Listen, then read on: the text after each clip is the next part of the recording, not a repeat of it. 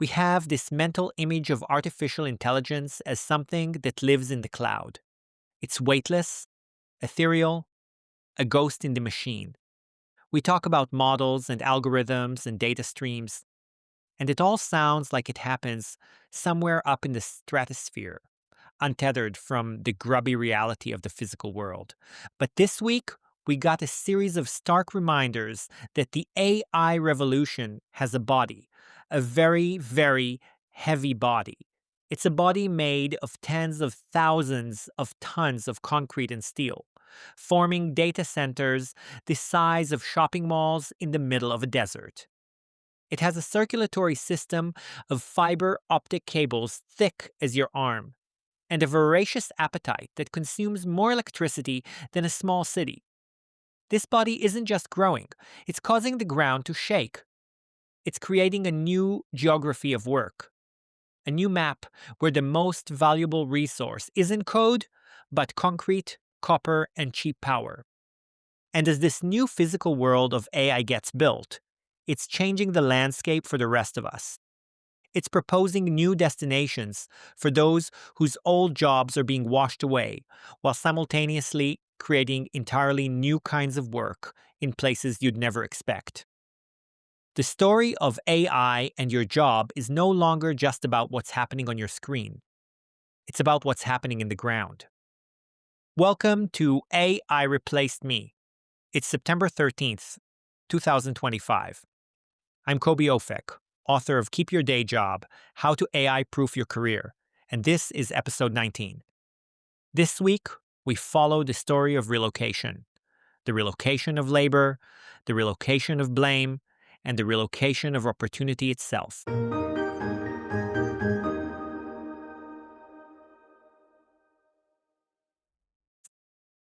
Our top story comes from a place that has perfected the art of relocation, Airbnb. At the Goldman Sachs Communacopia and Technology Conference this week, CEO Brian Chesky laid out a vision that was both audacious and, frankly, a little desperate.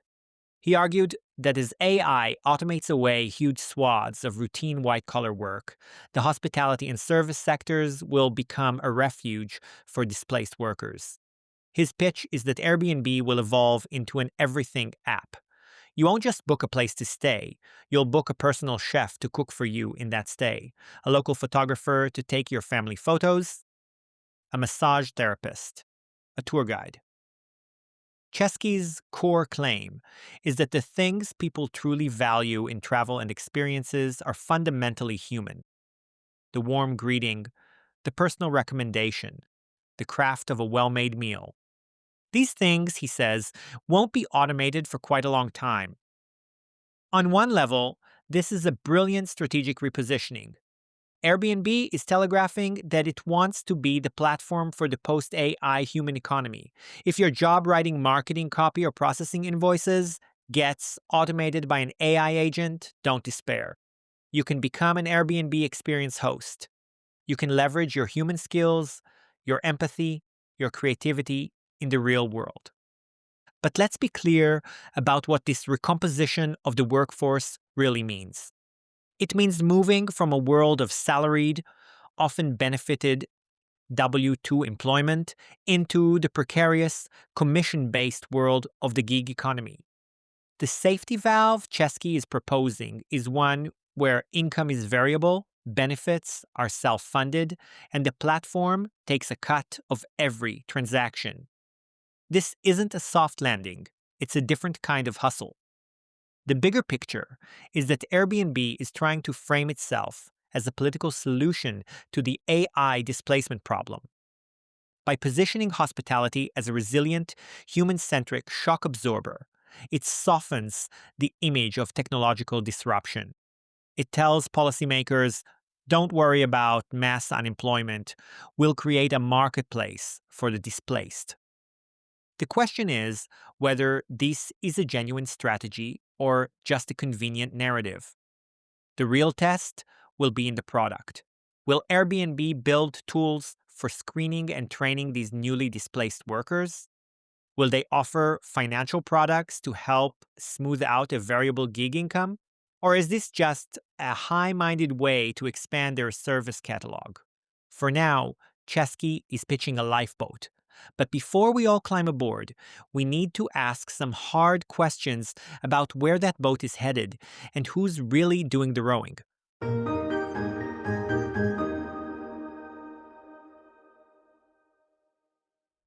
While Brian Chesky was in California pitching a new home for displaced workers, on the other side of the world, in Australia, the displacement was happening in real time.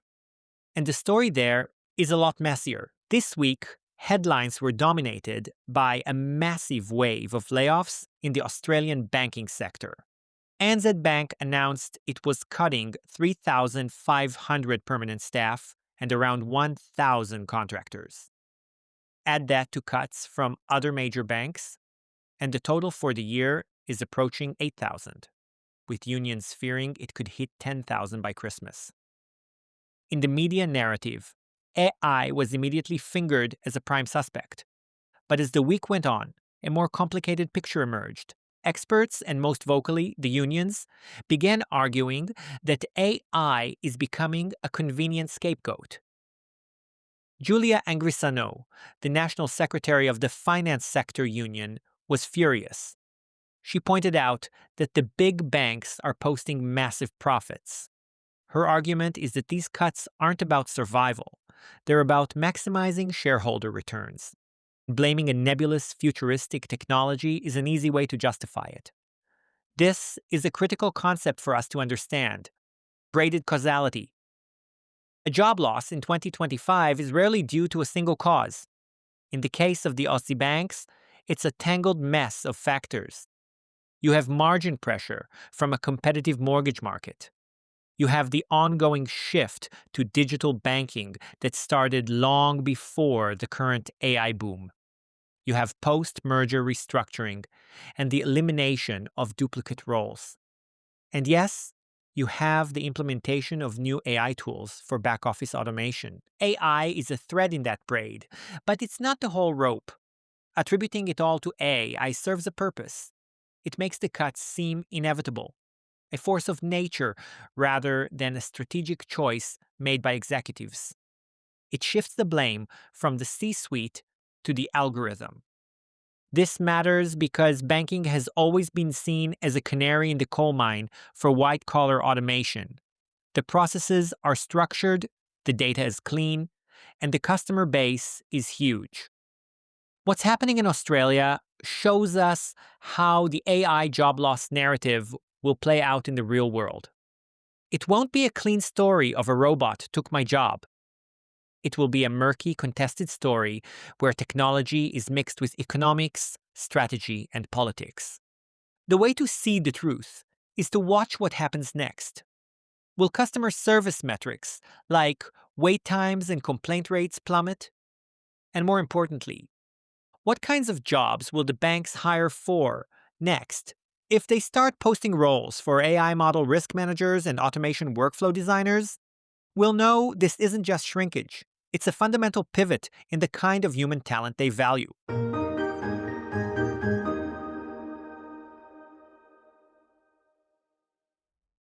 So we have a vision for relocating workers into the service economy and the messy reality of relocating blame in the corporate world.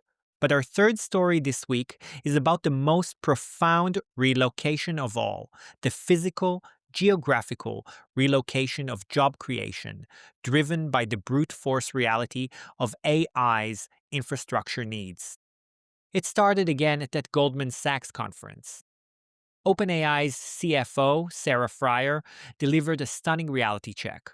She said the company is on track for $13 billion in revenue next year, a threefold increase. But she also made it clear that their growth is compute constrained.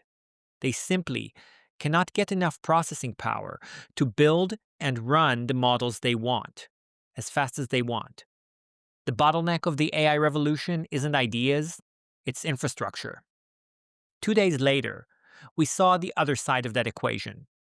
In an internal town hall, Microsoft's AI CEO, Mustafa Suleyman, announced that the company is investing astronomical sums to build its own AI chip clusters to become more self sufficient. Let's connect these two dots. The leading AI company says its biggest problem is a shortage of the physical hardware needed to run AI. Its biggest partner and investor then announces it's going to solve that problem by building that hardware itself on a massive scale. This is where the job story gets fascinating. This isn't about software engineers in Seattle anymore. This is a blue collar, hard hat job boom. According to a recent McKinsey report, a single large data center project can create up to 1,500 construction jobs, with average salaries often exceeding six figures. And the build out is happening at a frantic pace. We are talking about a $1 trillion job market for the people who physically build the infrastructure for AI. And these jobs aren't in Silicon Valley. They are in places with cheap land and, crucially, cheap and abundant electricity. The new hotspots for tech job growth are places like Northern Virginia, Phoenix, Arizona, and rural Texas. The demand is for electricians, pipe fitters, cooling technicians, and reliability engineers. These are the people building the body of AI. This is the great counter-narrative to the displacement story. AI is simultaneously subtracting certain types of jobs and adding entirely new ones, but in different sectors and in different cities. The geography of opportunity is shifting from pure software hubs toward these new power and chips corridors. Sarah Fryer also made another critical point that threatens the software world directly. She said AI will reopen the build versus buy debate. For years, companies have bought software as a service or SaaS. Why build your own CRM when you can buy a Salesforce seat? Fryer argues that autonomous AI agents will soon be able to build custom internal software so cheaply and quickly that companies will stop buying seats and start building their own tools again. That is a direct threat to thousands of sales, marketing, and support roles across the entire SaaS industry. So the picture for the workforce is this: pressure on software jobs in traditional tech hubs, and a boom in infrastructure jobs in new industrial centers. The work isn't just vanishing, it's relocating. And now, a few quick signals from the future. Oh my goodness! Time for future forward flashes! First, the week's most extreme forecast. AI safety researcher Roman Yampolsky told Fortune that AI paired with humanoid robots could replace 99% of all work within 5 years. Now, this is a useful stress test scenario, but it's important to keep it in perspective. Just last month, Goldman Sachs. Research reiterated a baseline forecast of around 6 to 7% job displacement over a much longer period. Yampolsky's timeline assumes physical robotics will scale as fast as software, which is a huge and likely flawed assumption. Treat this as a headline-grabbing outlier, not a baseline prediction. Second, a perfect microcosm of job recomposition from the Associated Press. A deep dive into call centers showed how AI is now handling the vast majority of routine inquiries, slashing wait times. But complex sensitive cases, think fraud, identity theft, or a vulnerable customer, are still escalated to highly skilled humans. The result? Fewer total agents are needed, but the ones who remain require more training in judgment, empathy, and de-escalation. The job isn't gone. It's been upskilled and transformed. And finally, a quiet but important signal of human volatility. Reuters reported this week that Robbie Walker, a key leader in Apple's AI and search efforts, is leaving the company. This isn't about AI replacing a job, but it's a reminder that the AI arms race is also a brutal talent war. Leadership churn, burnout, and poaching can disrupt product roadmaps just as much as a technological breakthrough can. The human element, even at the highest levels, remains a massive variable in this story.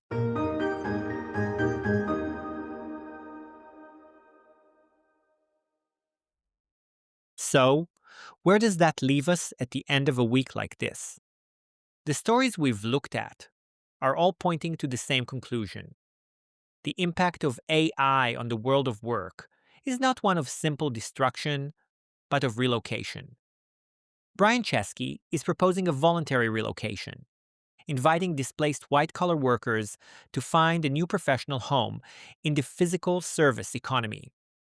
The Australian banks are engaged in the relocation of blame, using the specter of AI to obscure more complex and uncomfortable economic decisions.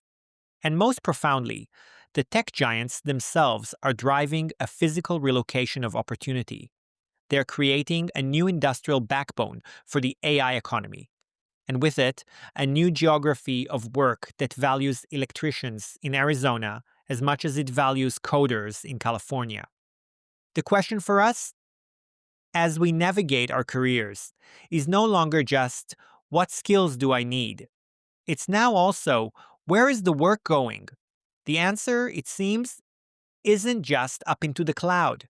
It's also out across the map to the places where they are pouring the concrete and connecting the power that will bring that cloud down to earth. Understanding that new geography might be the most important career skill of all. I'm Koby Ofek, and this was AI Replaced Me. If you want a practical field guide for navigating this shifting map, my book, Keep Your Day Job, How to AI-Proof Your Career, is available on Amazon and wherever you get books. See you next week.